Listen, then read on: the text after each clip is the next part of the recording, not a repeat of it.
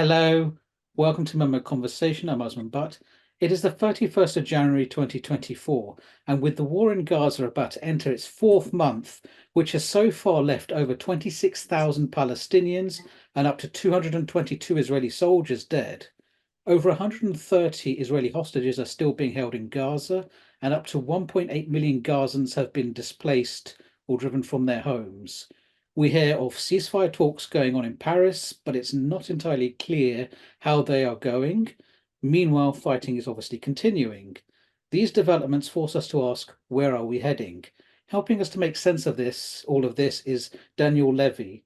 Daniel Levy is the president of the US Middle East Project, which works and strives to advance a dignified Israeli-Palestinian peace to end occupation, discrimination, and refugeehood in which international legality is upheld, equality and mutual security, respecting the rights of all people.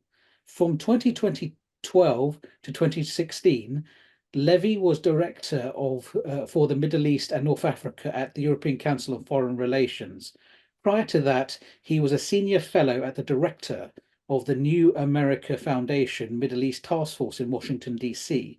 Levy was a senior advisor in the Israeli Prime Minister's office and to Justice Minister Yossi Beilin during the government of Ehud Barak. He was a member of the official Israeli delegation to the Israel-Palestine peace talks at Taba and Barak, and also at Oslo B under Yitzhak Rabin. Levy was born and educated in the UK, where he has returned to residing and where he graduated with an MA and BA in King's College, Cambridge, with awards. He testified before the UN Security Council 3 times during 2020 to 2022, and his most recent UN Security Council briefing can be viewed on YouTube. Daniel, welcome to MEMO Conversations. Thank you, Osman. So, and it is our pleasure to have you. I've been looking forward to this talk quite a bit, but I wonder if you can sort of, where we can start is, as I've mentioned in the opening, we have, ongoing fighting happening in Gaza, bombardments, we have, hostages still at large, we have possible peace talks happening. How would you describe the public mood in Israel at this time? An interesting place to start. The Israeli public mood, I think we have to acknowledge up front, is not unidirectional. It would be surprising, in fact, if there weren't countervailing trends and a lot of cognitive dissonance going on there, right? What I think people will have been exposed to in particular is this post-October 7th outburst of really quite horrendous, vengeful, dehumanizing talk and action. It's not just talk, of course, towards the Palestinians after what was a real shock to the Israeli system. The events were shocking. The right to resist, the right to self-defense under occupation does not extend to killing civilians. There will almost certainly be investigations that show there were violations of international law on October 7th.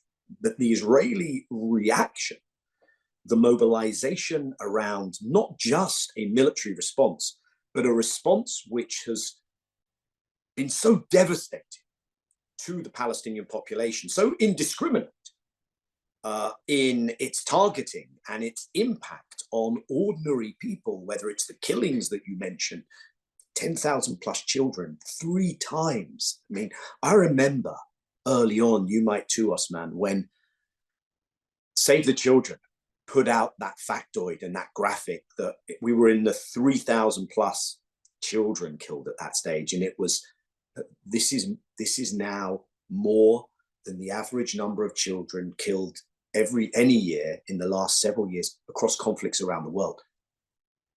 I mean, can we believe that it's now 3 times that? So, Israeli public mood. You have this real dehumanization. Now, at the same time, you also have, I think, a shock to the system what's going on? We thought we had the Palestinian issue managed. Now, at the deep state, if I can call it that, and at the leadership military establishment level, I think that hubris, that sense of, the Palestinians, Hamas is a problem, but we've got this, we've got the world, we've got more and more of the region on our side with normalization.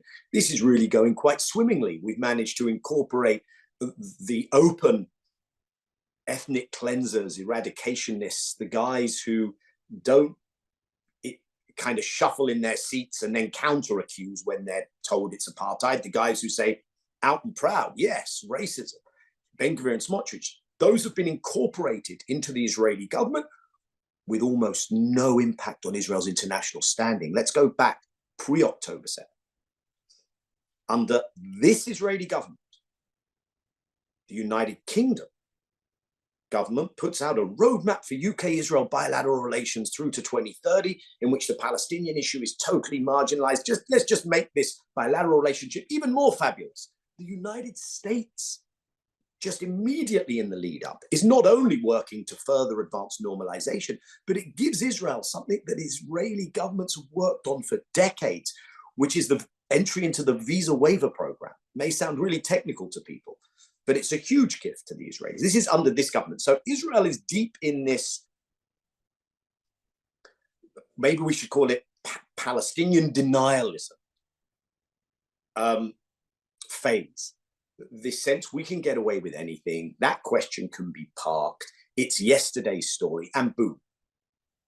And so I think there's deep discombobulation especially amongst the public. And if I were to add one other thing,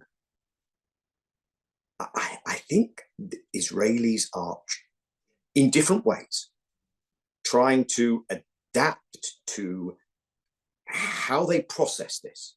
So for some, and and this is where you begin to get tensions and fissures and fault lines on the Israeli side. Yes, you see significant public support for the operation, but the tensions and the cracks appear because for some, this is almost a moment to celebrate. And we've seen some like IDF military rabbis, some of these images of people dancing and almost celebrating, we're going to take back Gaza, we're going to remove all the Palestinians. This is the moment to achieve the maximalist goals. For others, this is not even the IDF can protect me.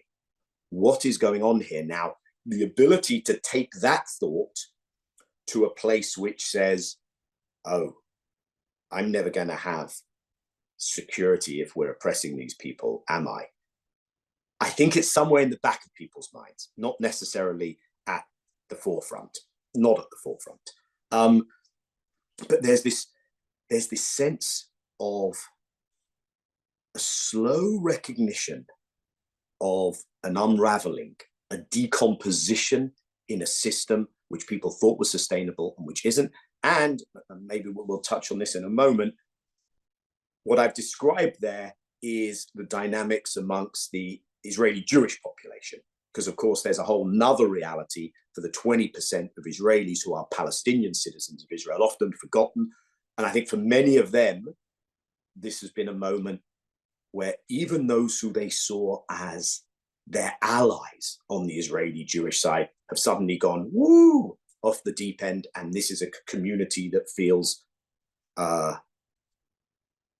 deeply traumatized in its way, because it feels that even the protection under discrimination, which they had in Israel, is fraying at the edges, especially with the giving out of weapons, the people being arrested for social media posts, which are incredibly, motherhood and apple pie type posts. So that's another aspect of the reality. Yes, and it's interesting what you describe there, because there's this thing that, those of us outside have been looking at when we look at Israel-Palestine from afar, is we sort of see, especially since October 7th, a kind of coming out of something that we've always seen, which is this kind of dual reality where on the one hand, there's a sense that Israel feels, feels very emboldened and can do what it wishes, as you've described. But there's another thing coupled with that, which is on the one hand, we have impunity, but on the other hand, we're completely vulnerable.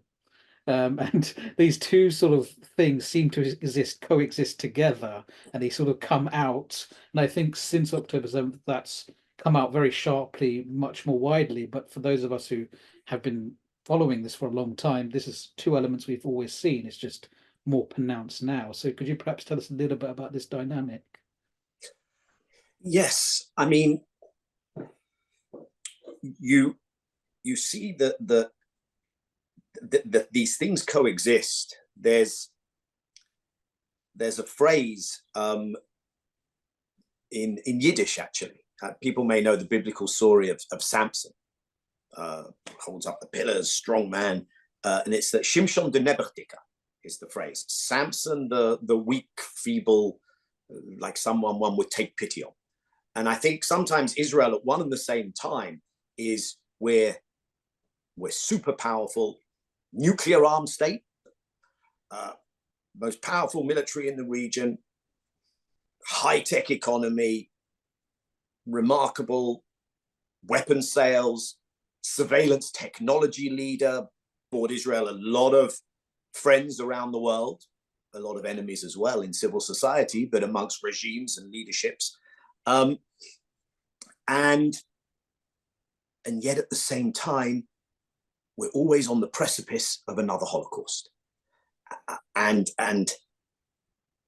the need to constantly just check, okay, everyone's with us? Yeah, everyone's with us. This whole attempt to instrumentalize anti-Semitism and deploy it. Now, I think partly that is the real lived experience of Jewish history. I think partly that is the necessity in Israeli state ideology, in actual existing Zionism, if you like, to permanently re-traumatize, because that is so central to it. If the question is, why can't Jews ever live safely, then the answer is Israel. Or not why can't, if the statement is Jews can never live safely in the world, then the answer is Israel. Rather than if the question is, how are we part of an end to genocidal racism, discrimination, etc. Now, I think what you've seen is this in a way trivialization of the Holocaust around these claims that this is what October 7th was, and this outpouring of the constant attempt to, I would argue, exaggerate the precariousness of Jewish existence. It also means you look at Jewish history in a different way, because you look at Jewish history through the lens not of thriving, flourishing, vibrant communities who achieved remarkable things across so many places in the world, but it's communities always on the edge of disaster. It, of course, means that you write out of that history the fact that most of the prejudice and suffering that Jewish communities faced were in white Christian Europe, not in the Middle East among Muslim communities. So you write out that history, which is a very different history, which is so counterintuitive, so antithetical to the message of the state ideology. So that's the dynamic Israel's living with. The impunity, I think, is being challenged in new ways. That is really important. But what it also means, I think, as Israeli society, on the one hand, you see these very extreme manifestations of an exterminationist fundamentalism, without which you couldn't have had both the destruction in Gaza and the indifference to the destruction.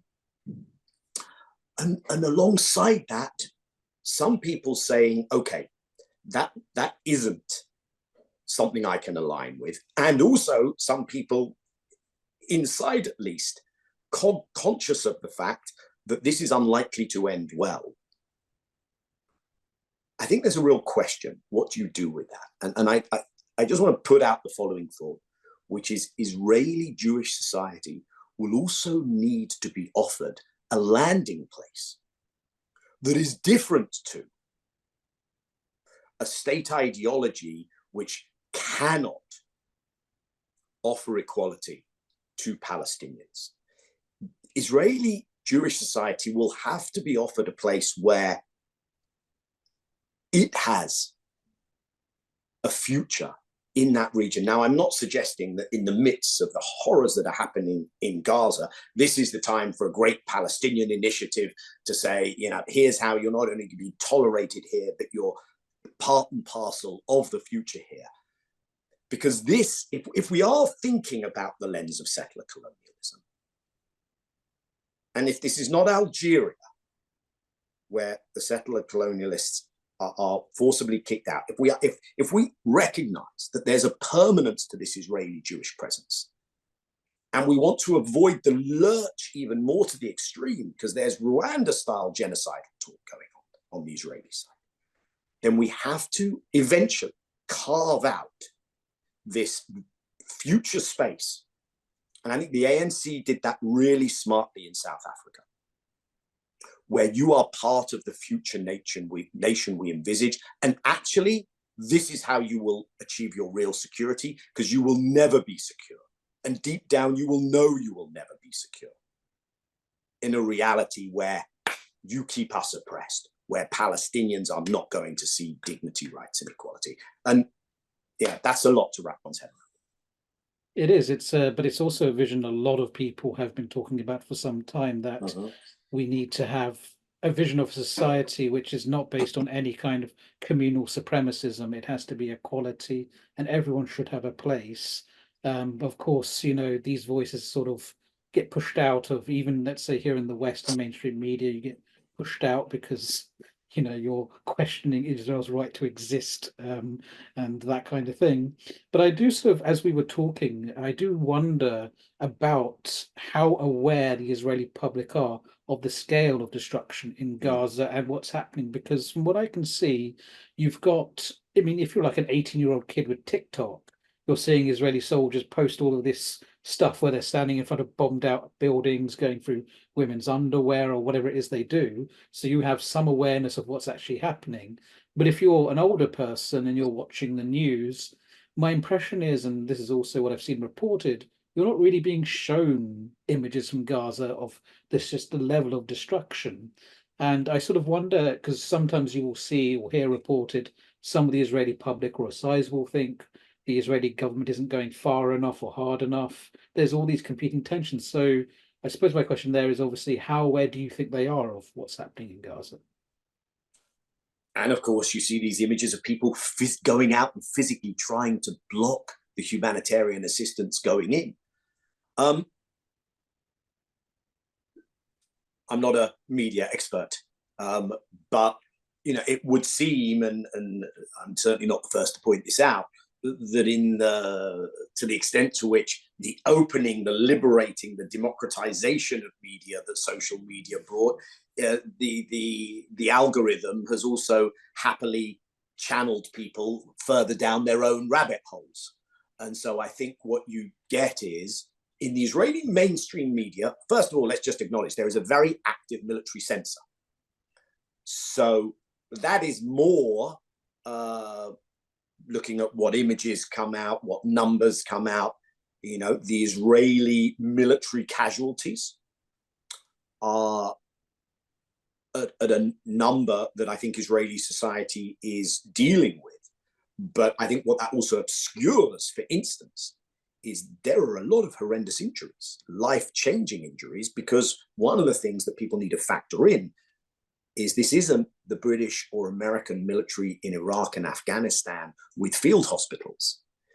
Israel is in a situation in Gaza where you're a very, very short helicopter evacuation from the top medical facilities. So in other words, a lot of people who would actually have not survived are surviving, not in a great way. So anyway, so I use that as an example of military censorship in Israel and the storyline that's coming out, and it's a mobilized society, and media is censored and self-censoring.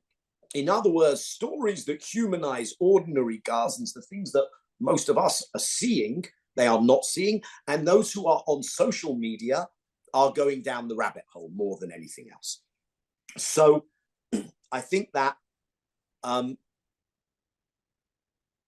don't want to suggest that there you go, that explains everything, because of course some do look elsewhere. They certainly can look elsewhere. But I do think that this combination of people thinking only about their own trauma, if you like, not wanting to be confronted by that other reality, but also not being confronted by it. I think it's a huge failure of the Israeli media and social environment that is not happening.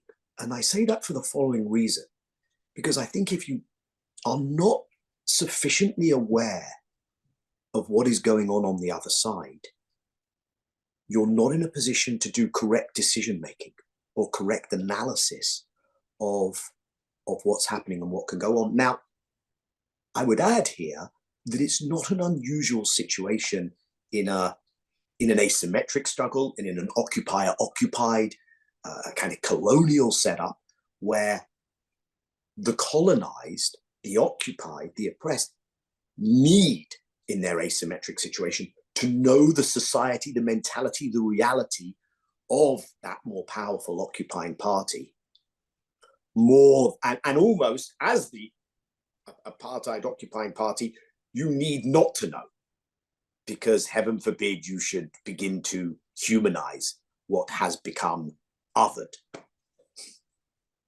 Indeed, indeed. And before we sort of go on to the government here, because we've talked about society, I do want us to finish on the thought about the Palestinians inside Israel who have Israeli citizenship, because as you said, they're sitting here, they're in a society where, yes, they have citizenship, but they're always worried about their position in society. And their allies, their Jewish allies, as you said, haven't offered them the kind of support they've been looking for, and in fact have maybe worried them. So I wonder if you can talk to us a little bit about what is the dynamic happening with, as you can tell, within Palestinians, within Israel, and what they're facing right now because of this Gaza operation. Yeah, and Osman, I think we have to acknowledge that it's not a monolith. No society is a monolith. So there is a phenomenon. It is a phenomenon that has continued to advance of the Israelicization and de-Palestinianization of parts of that community. And that community says, look, I'm not going to be nationally equal. I'm not going to be able to succeed in this place, carrying forward my Palestinian identity proudly, but I can do okay in this society. I can even do very okay if I keep my head below the parapet. And that's true. We're talking here in the UK, Osman. We're very familiar with that in terms of minorities, in terms of minorities who are discriminated against. The extent of the structural discrimination, I would suggest, in Israel is very different when it's defined as a Jewish state in that way, and how that's carried out in practice. But the other trend, which I think is clearly the majority trend in that society, it's a chilling environment at the moment. Now, we have to place that in a context where the Palestinian national movement at a certain point basically said, okay, the 48ers, that's a whole different story, especially when you made the strategic choice for partition. So that community in many respects feels doubly abandoned by Palestinian national politics, which anyway, of course, is in a state of dreadful disrepair, but also abandoned on the Israeli side. And there's this constant tension how much do we continue to operate within, for instance, the parliamentary rules of a system so stacked against us? But what we have especially seen, I think, since October 7th, for several weeks, that's just changed a little, is an inability to protest, an inability to articulate positions. As I've said, this national security police minister, Ben Gvir, handing out weapons. So this is, and given the rhetoric that the International Court of Justice has described as incitement to genocide in one of the provisional measures that it says needs to be taken, I think many people understand that there are moments in a struggle where you keep your head down. Indeed. So now let's move towards the government itself.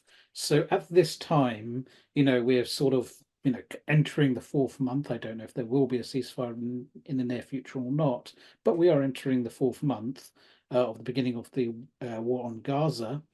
And it doesn't seem like we're any closer, for example, to ending the violence. There's also doesn't seem to be much development in terms of returning hostages, other than the Paris talks, of course. So what do you think at this time Netanyahu and his senior officials are thinking at this time? What is the strategy here? One of the hardest things sometimes for people to wrap their heads around is there's an assumption. Okay, Israel, pretty strong state, has its act together, very good at deploying its tools of advocacy, PR, intimidation. So these guys are pretty strategic. And I think the response that acknowledges that sometimes there is a real lack of strategy, that actually the arrogance and hubris feed into an inability to effectively strategize. People are like, wait, no, you're not, you're describing some Arab states there, right? No. This is true of Israel. And I think part of the shock to the system is that this was not just a failure of intelligence. We've read the stories that, this unit flagged up. Sure, it's not just a failure that all these units have been diverted to the West Bank to protect settlers under this government. It's not just a failure of immediate response, and also the dramatic use of the Hannibal doctrine of making sure hostages weren't taken, even at the cost of killing of one's own. It's also a failure of political understanding, imagination of the reality in which they live. Therefore, it's a deep failure of strategy. So I think that's an important place to start and to acknowledge. The Israeli reaction is partly driven, and I think significantly driven, by the immediacy of the political dynamics. And there's a whole world of joy or pain is probably more accurate around Netanyahu's own calculations, a man on trial for corruption, a man whose legacy is now the greatest failure in Israeli history, desperately trying to claw that back and to survive.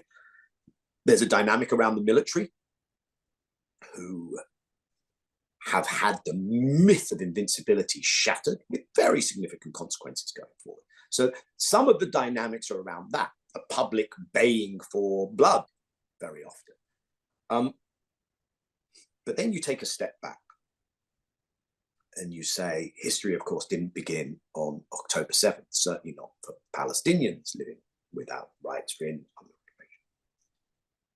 But the history in terms of what were the assumptions that the different Israeli camps came into this with. And here's where you see some of it playing out.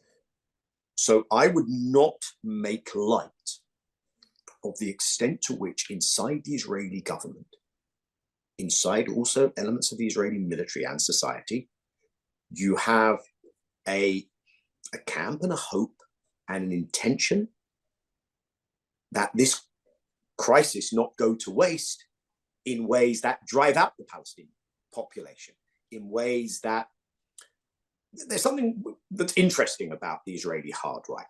I think the Israeli hard right looks at it and says, are we going to accept Palestinian equality, even a real Palestinian state? Of course we're not. Do you really think you can get away with apartheid indefinitely? You're the ones who are fooling yourselves. If this is going to not end up with sharing or equality or a Palestinian victory, we have to act first. And the Israel Victory Project, if we could call it that,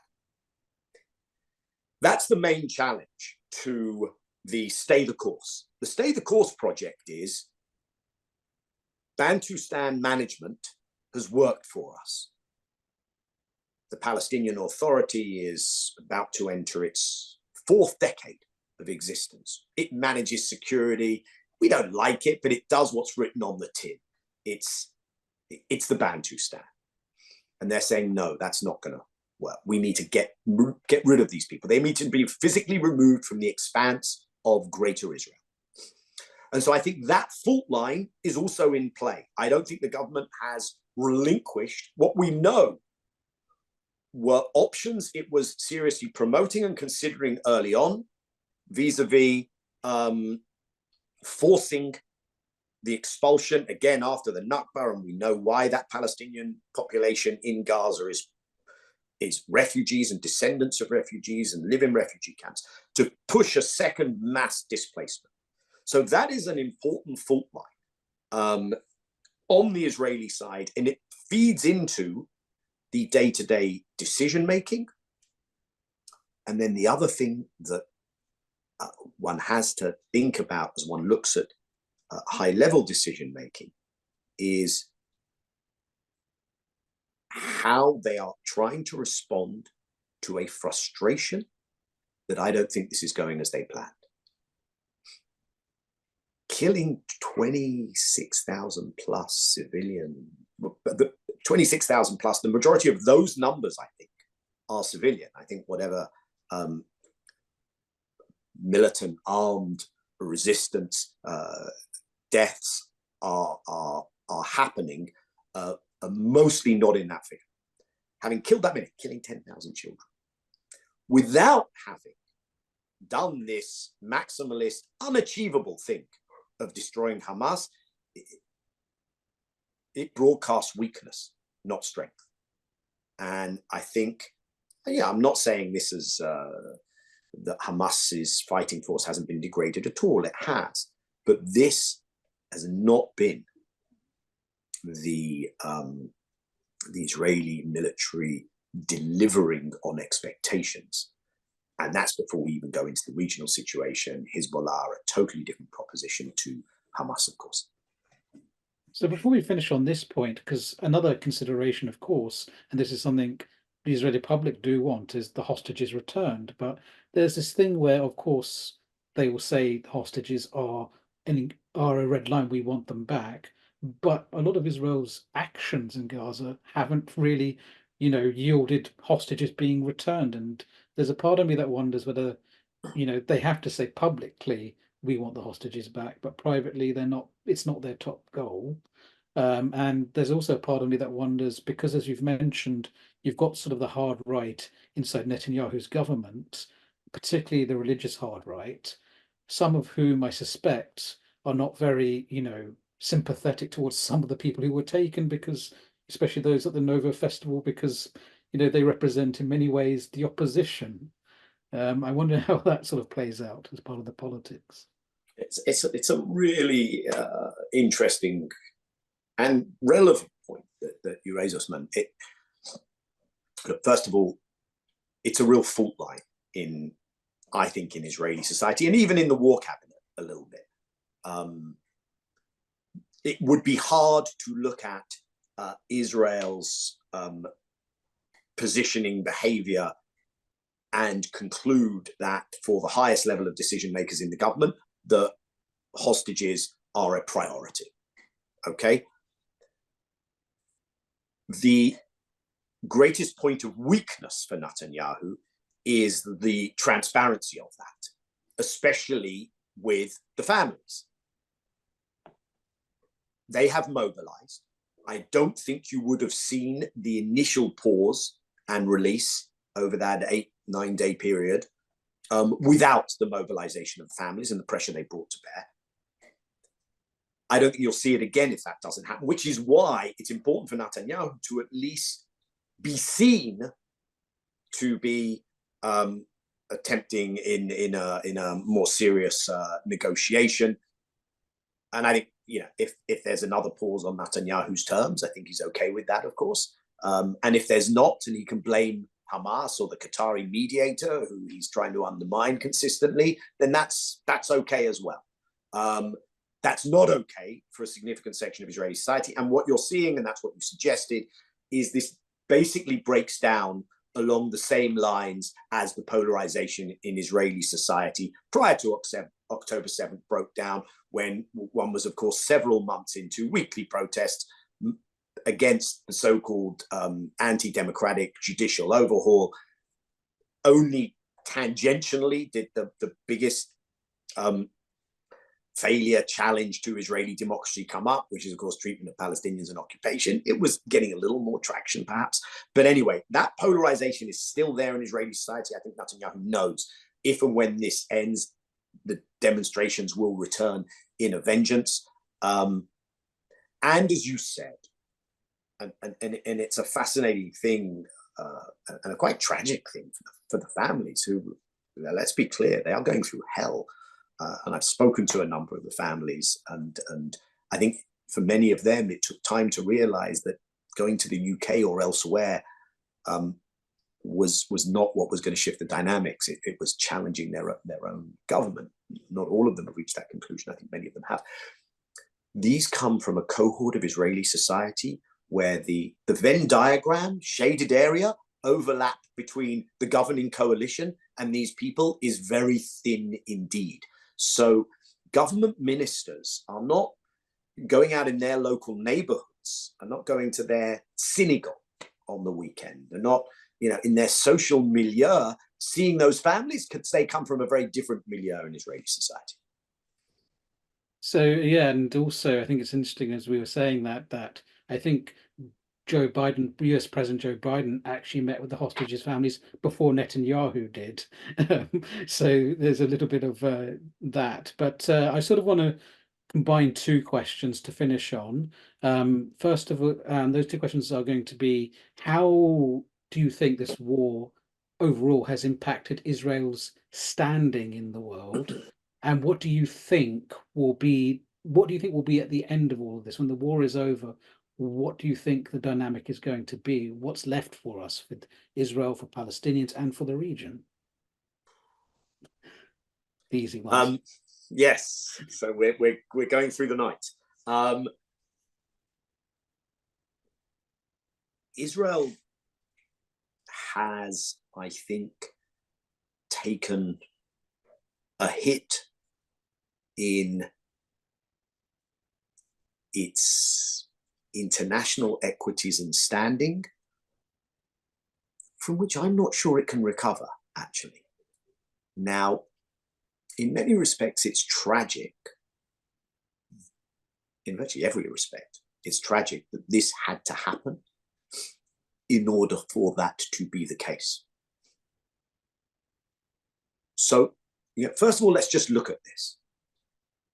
And I do want to start less on the reputation and just make one point. And because this is important, for me, the work is it should be in diplomacy, in public opinion, in mobilization, in messaging. But what's really driving things at the moment is the balance of forces on the ground, on the battlefield. And here may actually be the area where Israel's vulnerabilities have been most exposed. I'm just going to put that out there, not only in the immediate Palestinian environs, but regionally, I think especially. The fact that Hezbollah hasn't been brought into this, but what the Houthis have done in terms of disruption. Okay. But when we pull back from that, so let's look at Israel's legal standing, what South Africa achieved at the International Court of Justice, there has been, as one would expect, a very concerted effort to spin this as not only the attacks on South Africa, but also, oh, look, what a victory, no genocide, nothing to see here, no immediate ceasefire. The International Court of Justice, the highest legal body in the world, is going forward to rule on genocide because they have already ruled by a majority of 15-2 on most things. On some things, even the Israeli judge joined the overwhelming majority, that there is a plausible case to be answered and that irreparable harm and prejudice is being committed, and therefore provisional measures, which essentially amount to the end of the Israeli military operation, need to be taken. Very significant. The votes at the UN General Assembly, often America barely managing to muster double figures at the General Assembly, having to deploy its veto in the UN Security Council, the mobilization of the international South, the public mobilization in so many spaces around the world, including in the West. The symbol that Palestine, those colors, the watermelon, has become the way it's almost become a stand-in for a way of people of expressing the injustice they feel in elements of their own life. The songs that have punched through. So there's a cultural, coolness to it, which I don't think is going to be put back in the box. Now, I want to pause and take a step back, because that doesn't deliver tomorrow an end to what's going on in Gaza, or the week after an end to this apartheid reality which has been created. We should not underestimate the significant residual power. But I'm using the word residual because I think there is a shifting landscape. The tectonic plates have moved, but there is significant power still at the disposal of Israel, still at the disposal of those who have guaranteed its impunity until now. That's the terrain on which this will now play out, but it plays out, I would argue, in a different balance with a different set of equities than were the case previously. And one example, this International Court of Justice case. At the beginning, I think the Israelis felt they could dismiss it. People may remember, people may not know him anyway, and why would you? He's almost a comically caricature human. Alan Dershowitz, there was talk that he was going to be the lawyer that would represent Israel at the International Court of Justice. And at first, Israel said, don't need to take it seriously. We've called it a blood libel. We've used the word. Now everyone run away, because that closes down conversation. It's anti-Semitism. Okay, we're done. Wait, what do you mean it's going forward? And then what the hell do you mean? 15-2. 15-2, 16-1 on some occasions. So we can just close things down is done with. So the balance looks different here. Like I said, let's not get carried away with ourselves, though. And that takes me to the second point that you raised, Usman, which is, so where does this leave us? What kind of a Middle East are we looking at? The effect of all of this, I think, first of all, it will depend on where this does end. Now, the attempt to displace Palestinians may well continue after the guns fall silent. So I think we have to also be cognizant that you could have a situation in which this military assault stops, but the situation is so desperate, the limitations that Israel imposes on bringing stuff in, that Israel has already positioned itself on the Egyptian border. And maybe there will still be, post-war actually, a greater ability to say, look, the only place you're going to be able to get the dire assistance you need is on that side of the border. So there are things to do with what this looks like at the end and things that need to be prevented, including how far, we haven't talked about the escalation in the West Bank. Let's not ignore that for many of those in power in Israel, Gaza was already siloed off from the rest of the Palestinian expanse. The real challenge was, how do you depopulate Judea and Samaria of Palestinians, the West Bank? And so there's been huge arrests, assaults, and also just destruction of infrastructure there. So we have to look at where this ends physically on the ground.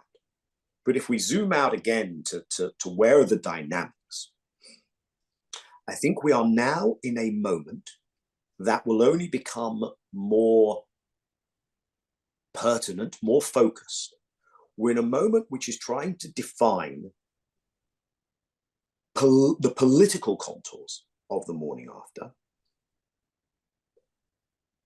And I think there is an American, Western, the UK seems to have a plan, effort. The goal here is to bring as many regional states into this plan, the normalized states, those who established relations with Israel as part of the marginalization of the Palestinians, those who gave a huge impetus to Israeli impunity and extremism, to try and put a plan together which pushes things back into the status quo ante of a frozen peace process, which allows Israel to manage the occupation and to entrench its apartheid. And to do that, a core feature of that means you need to have the Palestinian Bantustan still functioning. So you need the Palestinian Authority to be part of that. So that's the refreezing effort, just as the tectonic plates are shifting. And perhaps you create a different kind of Bantustan governance in Gaza. And I think the dispute between President Biden and Prime Minister Netanyahu right now is quite a narrow one, actually. And it's a dispute over, hey, Guy, can we just call this a political horizon? Can we call this a Palestinian state? Now, Netanyahu at one stage in 2009 and at other fleeting moments said, you know what I'm telling you is this is not a state, it's a Bantustan. And the Americans said, what do you care if we call it a state? And we said, okay, let's call it a state. Ciskai, Transkai, Bophuthatswana, those homelands, they had their flags, they went around the world saying, hey, we're real states. However, right now, because of his political coalition, Netanyahu is resistant to the labeling. The question is, on the Palestinian side, and this is going to be crucial, is there a counter push not to be driven down that track? Is there a counter push from other forces? Or do we get refrozen? I think a sustainable refreezing will be very hard to achieve under these circumstances. But the shift will not self-propel. It will have to be propelled by those forces that have come to the fore, those forces on the Palestinian side, in civil society, in the global south, who are challenging the impunity, amongst progressive Jews who have been challenging that. So this is what is playing out. Daniel Levy, thank you for talking to us at MEMO Conversations. Thank you, Osman. And to our audience, thank you for tuning in. If you've missed this one or would like to catch up with previous ones, you can go to our website, but please do tune in next time for more Memo Conversations.